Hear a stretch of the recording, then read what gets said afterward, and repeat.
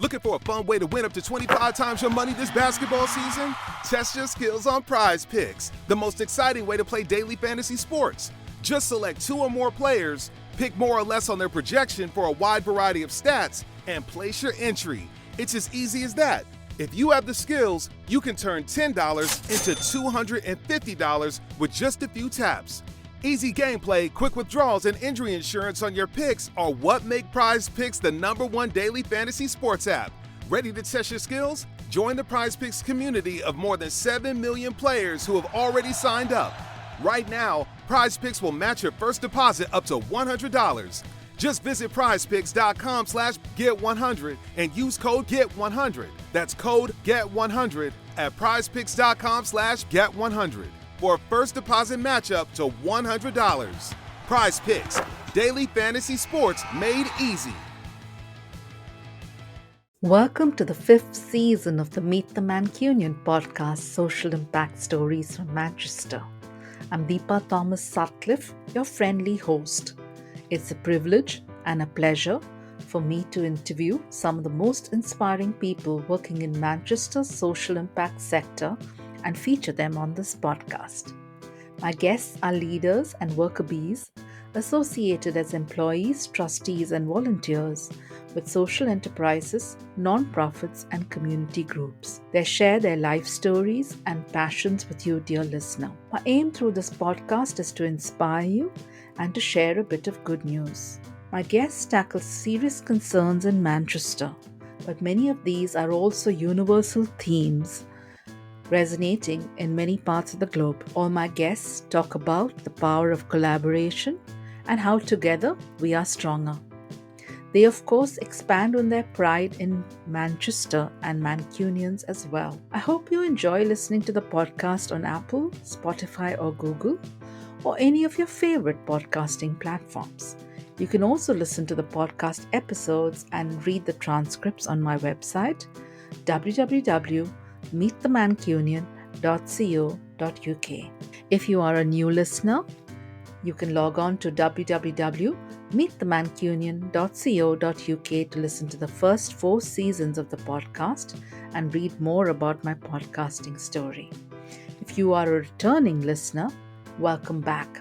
Thank you for your support. Welcome to the 6th episode of the Meet the Mancunian podcast, Season 5. Looking to promote interfaith understanding, we hear from Qaisra Shahraz, MBE, founder, MacFest, in this episode.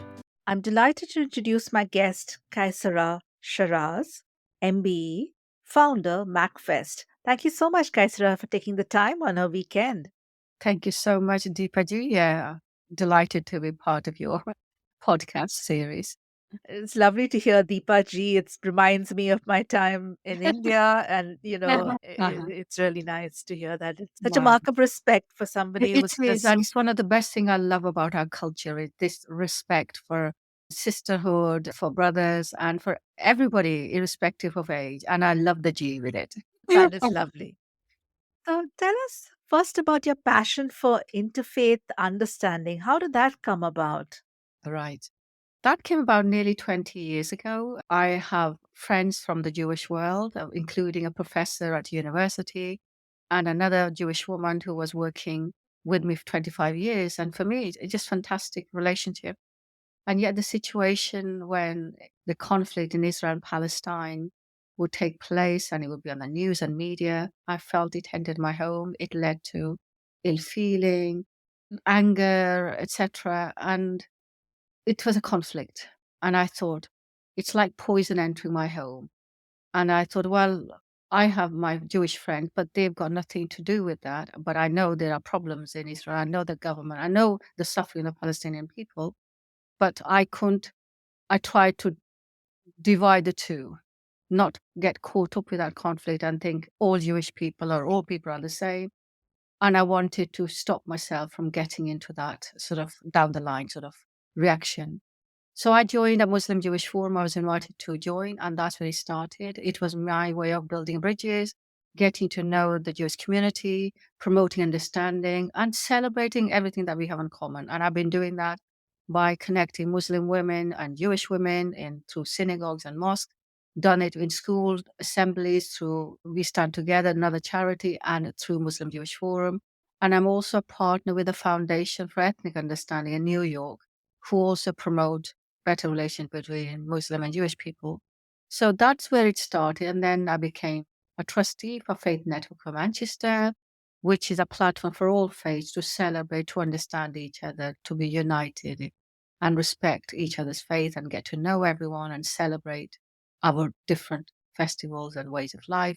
And above all, promote harmony and unity. And I was a co-chair for 5 years. So that's been continuing. It will continue for life because I'm an peace ambassador.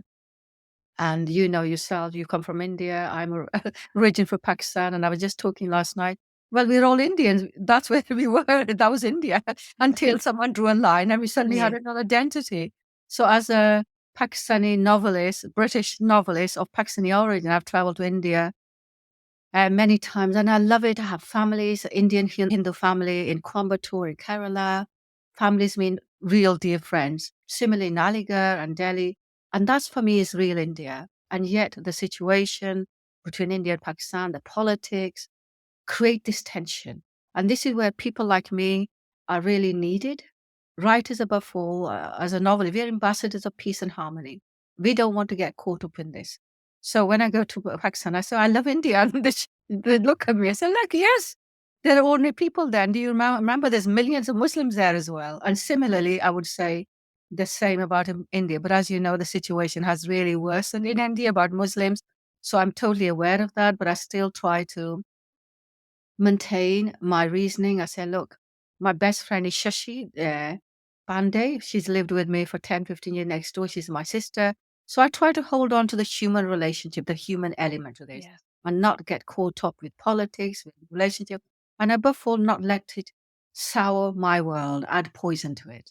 So this is why interfaith relations are very important. Thank you so much for sharing that. Actually, this is a very similar point of view for me.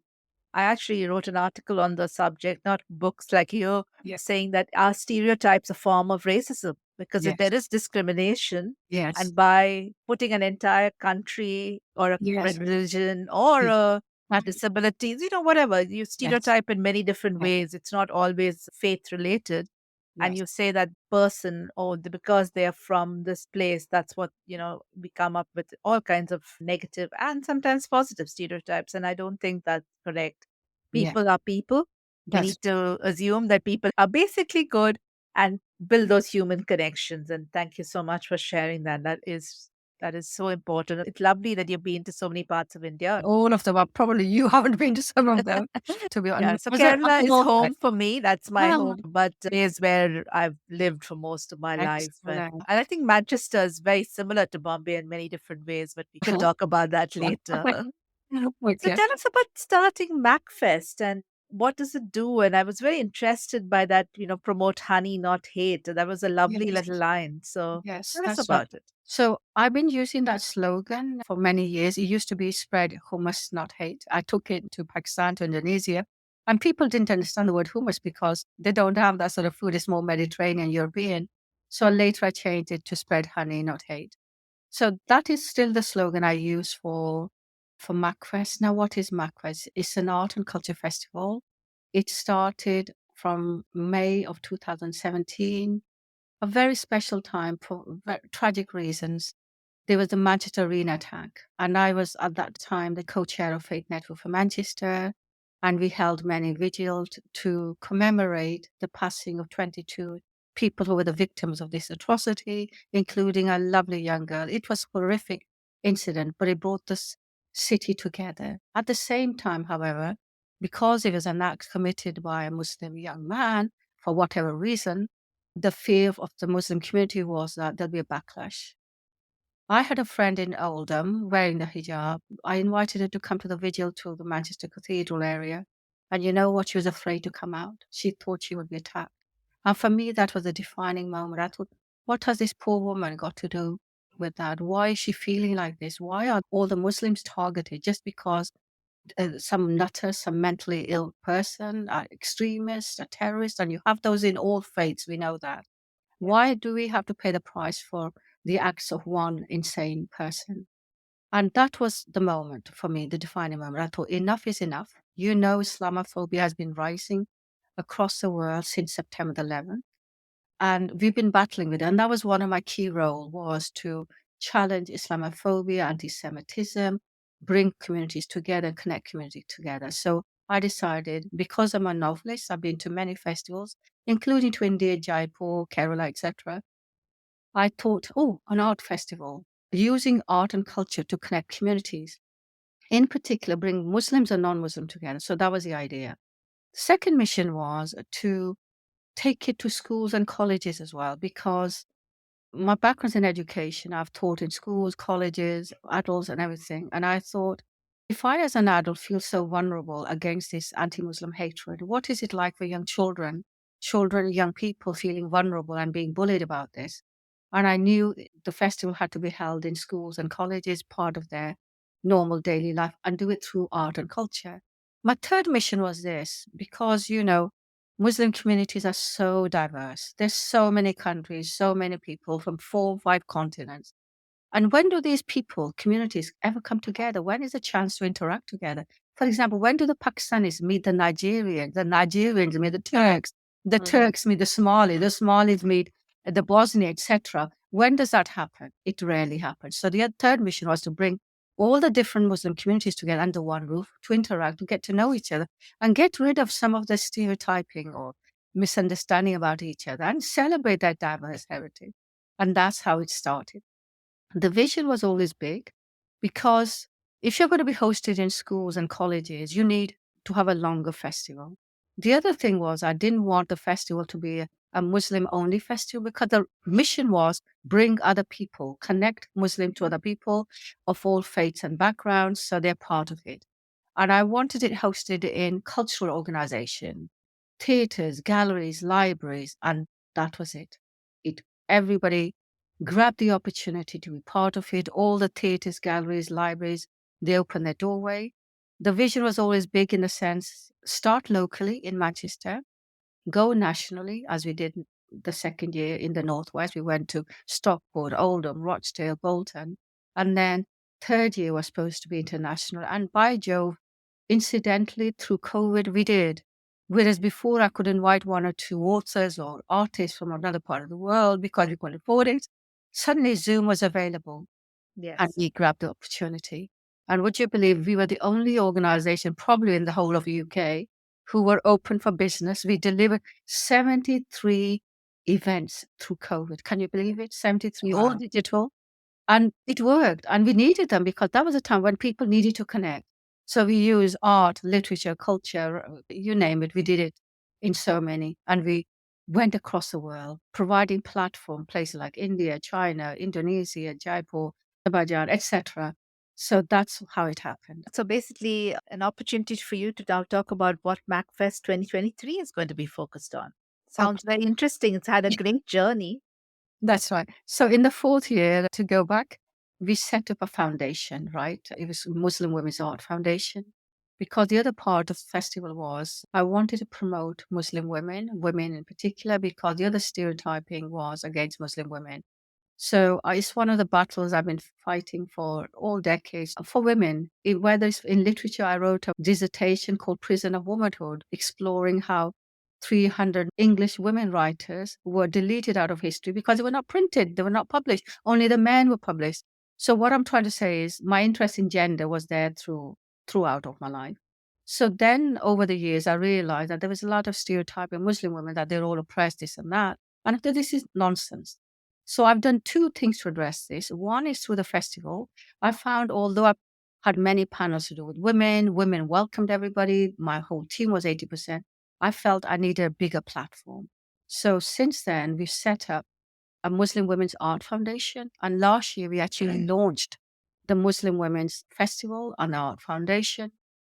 It was amazing. We had 2 weeks of events, 2 of them digitally, but we had live, including at Whitworth Art Gallery, where we had women's activity, children activity, and we covered all forms of art, poetry, performance, music, workshop, calligraphy, you name it. So this year, we are celebrating the festival again of the women, but also our fifth anniversary. And what we've done this year, like last year, we themed it. We have, say, Youth Festival, where we're now hosting like 25 schools and colleges across the Northwest with panels for children. We have March Festival, where we have 3 events on International Women's Day, one at the university, celebrating filmmaker Rabia Hussein, who's deaf, with the university academics talking about Muslim women in the culture industry. In the afternoon, we go digitally to Kuwait, talking about the Middle East women and their journalism, their stories. And then in the evening, for example, we have an academic talking about 300 years of Muslim women travelers. Can you imagine that? So this is just a flavor of it. And then soon after that, it's the month of Ramadan. So this is why the festival is long, from February to July, because it's themed. So youth, women, Ramadan, international. And now we have a new one, Festival of Libraries and Museum, because we've always hosted libraries for something or other and museum. So this time I packaged it together. So we go around the world. We got something from Chicago University talking about manuscript. We got something from Dubai, the biggest library they opened with a museum talking about their artifacts. And we invite many, many speakers, Muslims or non-Muslim, who celebrate some aspect of Muslim art, culture, or heritage. Sounds fascinating. And I look forward to attending some of the events. It does definitely sound like something Thank for you the so much. calendar. You're also a very well-known author, as you showed me the books in your library, of course. But tell us about that and how did you get into writing? Yeah, it's very strange. I started at the age of 14, would you believe? And I could barely write English essays then, and yet I wanted to be a writer. I think it started from my love of books, literature. I loved my first book I read, adult book, was Thomas Hardy, Far from the Madding Crowd. I went on to do A level. Then I went on to do a degree in English literature. So I think I started writing officially at the age of 19 as a student, and then I grew, but it took decades. My full-time job was always in the teaching world. I was a qualified teacher, teacher trainer, later became an officer inspector. So that was my bread and butter, where the money came from. Side by side was this writing career, which, how shall I say, I potted along with it. It was a poor sister. You only wrote sometime. I didn't even call myself a proper writer until my first novel was published after many, many years. So I specialize in short fiction. I wrote short fiction for a decade, then novel, then script writing, etc. Writers can be lucky, and I was lucky with one story. The very first story I wrote, A Pair of Jeans, was picked up by a German publisher as a school text. And this was before I had written hardly anything apart from 3, 4 stories published in this sort of ordinary collection of stories. And that has become prescribed reading for 30 years in Germany. It led me to visiting Germany, being hosted by Germany. When people ask me, well, do you make money out of writing? I said, no, not at all. Because I've been published in India, for example, in 3 languages, Indonesia, where the bestseller for 15 years. The point is, you don't make much money out of it because of, the, the money matters or whatever, the translation of money into different currencies. But if I made a little bit of money, it would be from Germany because they would host me and, pay for my lectures and you get some royalties. To go back to my novels, The Holy Woman has been sort of best-selling, particularly in Turkey and in Indonesia. It's a powerful love story, but also serious books. I use my books, my novels, as vehicles to talk about women's lives. And that's what I feel passionately about, particularly because I live in the West. I have had all the privileges of this world, education, freedom, access to work, and I love all of that. But because I come from a developing country where I know women do not have the same privileges as me, or the circumstances are so different, I'm very much aware of the inequalities in women's life.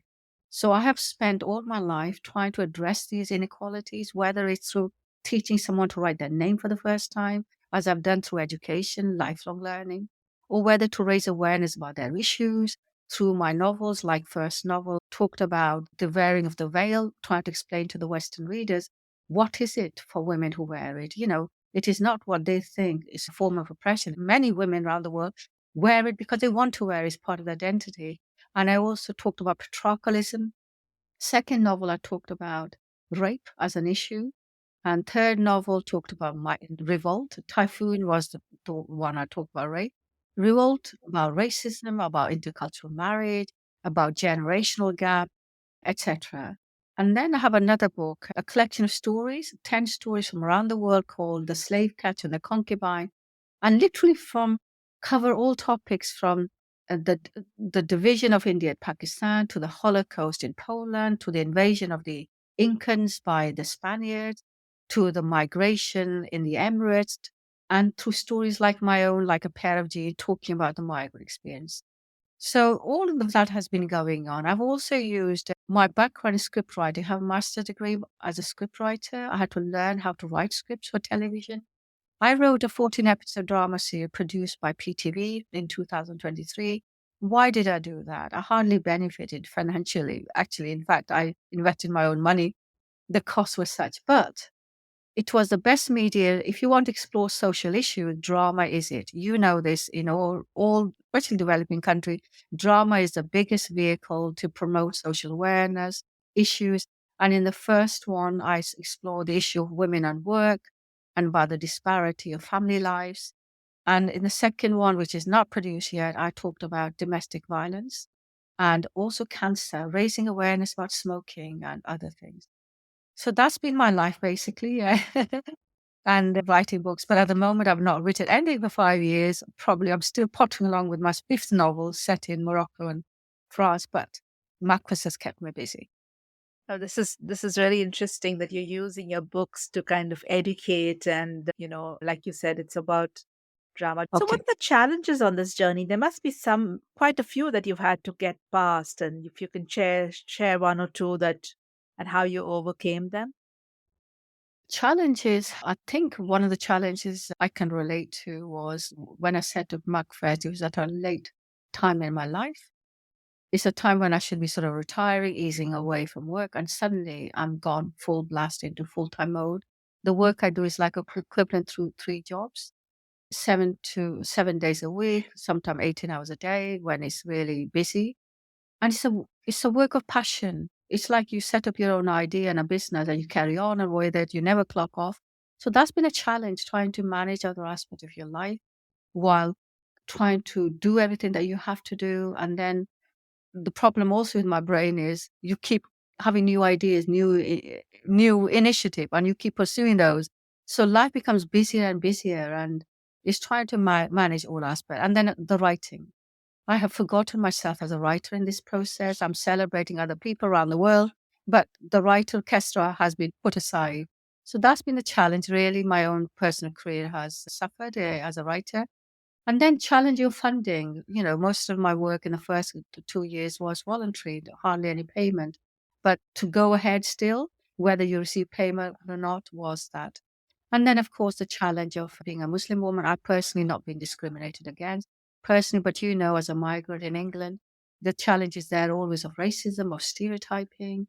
And that always something for me that I feel strongly about and like to address in whichever way, and particularly the challenge of Muslim women being stereotyped throughout the world. And I've taken that challenge. Would you believe I've interviewed over 100 women from around the world to show, and I've done it in India, I've done it in Indonesia and Singapore and Germany and England, to show that all Muslim women are not the same. We are so different. We are a product of different environment, education, class, culture, education. How can we all be the same?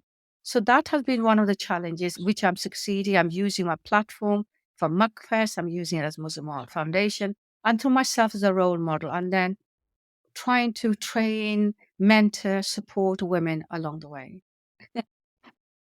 Thank you, Kesra, and thank you so much for sharing those. It's a lot that you have on your plate, and I can totally understand you're having to temporarily put your writing on the side, but hopefully that'll come back very I soon. hope so. Yes, I'm still stuck. I put along with it sometime, but still need more time for it. Fair enough. What impact would you say you've made through MacFest in these 5 years? And congratulations on the fifth anniversary. Thank you so much. I think we've achieved an awful lot. We've won 5 awards for his work, including Accommodation Award from the University of Manchester for making a social difference and the Queen's Voluntary Award. So basically, the impact has been connecting communities. We have really, and we put arts in the heart of Manchester. We connected and brought hundreds and hundreds of communities together, groups, and particularly providing a platform for minority groups from all backgrounds to explore whether it's poetry, art form, or culture and heritage. And by doing so, giving them their identity, their self-esteem, their pride in promoting their heritage. So I think we have achieved a lot and will continue, hopefully. And also we engage thousands and thousands of young people, students in schools and in art and culture activities. And by doing so, we have promoted diversity in our schools and we have enriched the experience and lives of thousands of people. And then, of course, because of Zoom and digital, we have engaged, provided a platform for those artists, creators who would never have a chance to take part in an international event like ours. Thank you. And yes, you have achieved a lot, and that's amazing. And I want to now ask you about the MBE. Tell us about that and why were you nominated? Because you're my first guest with an MBE that I'm actually interviewing. Okay, that was for services to cultural learning, like MacFest promotes culture and gender equality. The work I've done with women all my life and which I'm still continuing. So that's what it was, services for cultural learning and gender equality.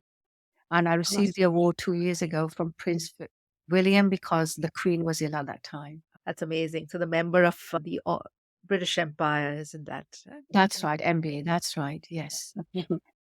So how can interested people reach out to you and learn more? How can they know about MacFest and how can they know about your books? Right. Okay. My books are on Amazon. Qaisra Shahraz. The first novel is The Holy Woman. If they can't remember my name, go for The Holy Woman. Second is a sequel, Typhoon. You have to read in the right order. And I love my book, particularly Typhoon and Revolt, of course. And then the stories I mentioned, a collection of stories, A Pair of Jeans and Others, and The Concubine and Slave Catcher. In terms of MacFest, we have a website called MacFest, Muslim Art and Culture Festival. We have a brochure there. We have our email. People can get in touch through there and they can book our events through that website. I also have my own website, Qaisra Shahraz, where all my work is there, whether it's with MacFest, whether it's Muslim Women Art Foundation, or learn about my stories or about my books. So Yes. thank you so much for sharing that. And then could you tell us about what advice would you have for people looking to do something similar in another part of the world or another part of the UK? Like you said, shining a light on interfaith understanding, shining a light on the plight of Muslim women, or not the plight, I would say Yeah. the empowerment of Muslim women. How could they get started? Right. First of all, they have to have genuine passion for it because if you have passion for something, nothing can stop you. Then obviously be prepared for hard work. It's not easy to achieve something. There are always hurdles on your way, and particularly when you're in an environment which is not supportive. So if you're trying to promote interfaith work in an environment where they're against connecting with that faith, it's going to be a real challenge. But all the more reason for it. So be resilient, be strong-willed, be sensitive and understanding and do it. And particularly if you're a woman yourself, reach out to the other woman. Every woman is an individual person. She has a human right to the same things as I would have, say, in a better situation. Help, be supportive, and reach out to them and never give back. But also gain help from other people. Share your skill, expertise. I do a lot from MacFest, but then I can't deliver it all by myself.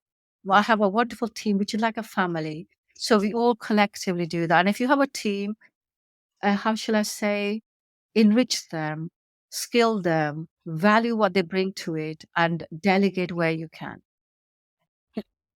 Great tips, and I'm sure that would be very useful for anyone who's considering getting into anything that they're passionate Yes. about, not just interfaith understanding.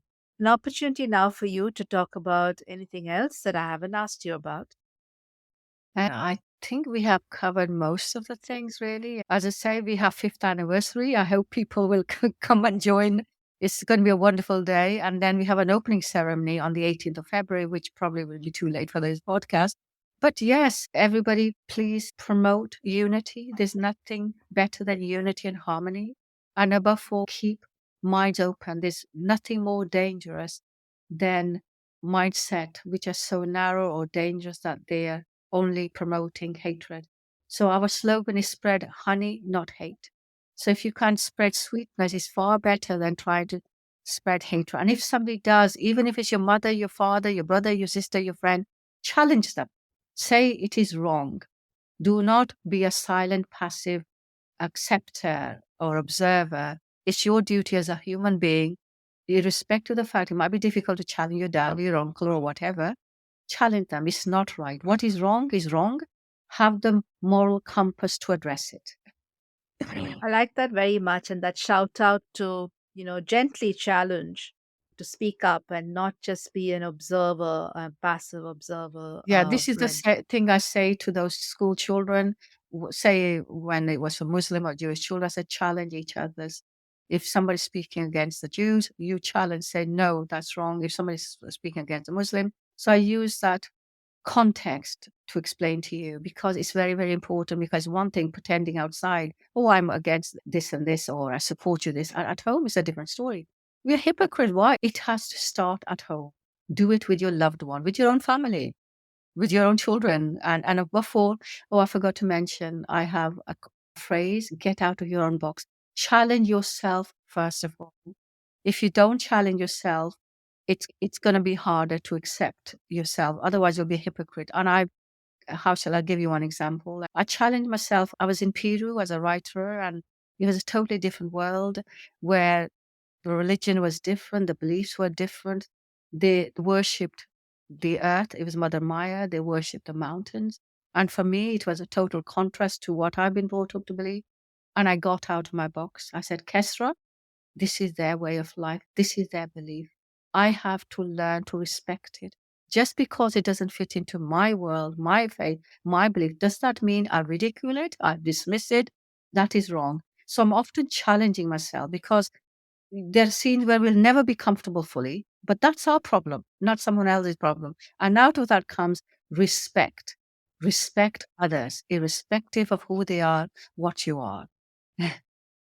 Thank you. And absolutely very, very important. And I think going to different places of worship and just, having that sanctuary and Yes, taking that meditation moment is yes. also another wonderful way to experience different cultures. So, absolutely, totally agree. So I'm going to come to the signature questions that I ask all my guests. Can you first describe a Mancunian or the Mancunian spirit in a word or a phrase?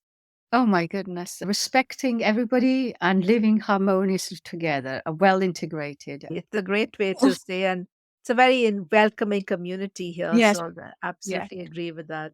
that's right. Can you share a Mancunian who inspires you and could be somebody from the past or somebody who's currently around? Oh my goodness. There are many people, I think. Emily Pankhurst. We're proud to have her living in Manchester. She's for women's rights, the suffragette. Absolutely wonderful. And then as a fellow writer, we have Elizabeth Gaskell. We have a Elizabeth Gaskell House, and we are hosted for Macros there. They are inspirational. She was a woman writer, but who reached out to the poor, who challenged society. For example, there was a book about Mary Barton, who had a child, I think, out of wedlock, and she wrote her story to highlight what it was like for the lower classes, the working classes, the people who were not so privileged.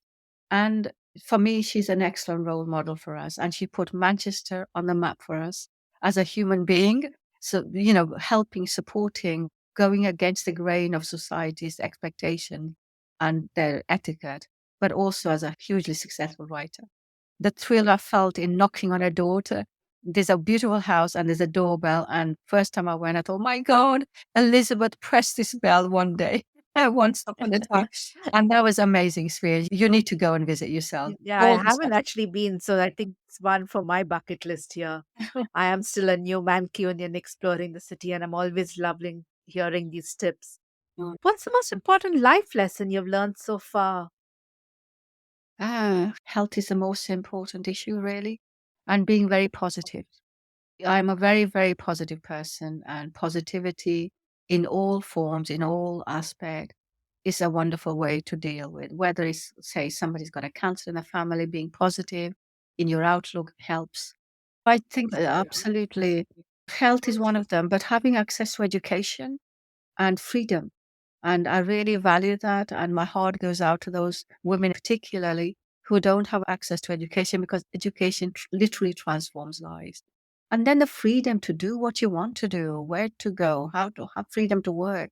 People don't realize what an important aspect of your life that is. And if you don't have it, what terrible thing it can do to you. Does that make sense? It does make sense, yes. And I can understand from living in different cultures. I had a period of time where I stayed for 2 years in Saudi Arabia. While it's changing a lot, there Yes, were restrictions that you had to get used to, and that that's was and that was brought a it home hard to me. adjustment. Yeah. Yes, I found that when I went a long time ago, and it brought it home to me the difference. So I really value that. And because I travel a lot to other countries, I'm very, very sensitive. And I'm so glad I'm so sensitive because it makes us more human and empathetic, and we never forget the rest. And hopefully, try what you can in your own way to improve and empower other women to be in the same situation as yourself. And be confident. People don't realize how important it is to be confident. Confident is the root of so much, and lack of confidence is also the root of so many problems. You're packed with advice, so thank you so much for sharing that. Yeah. What's the most important superpower that you would like if you could get one? If there's one superpower I could grant you, what would that be?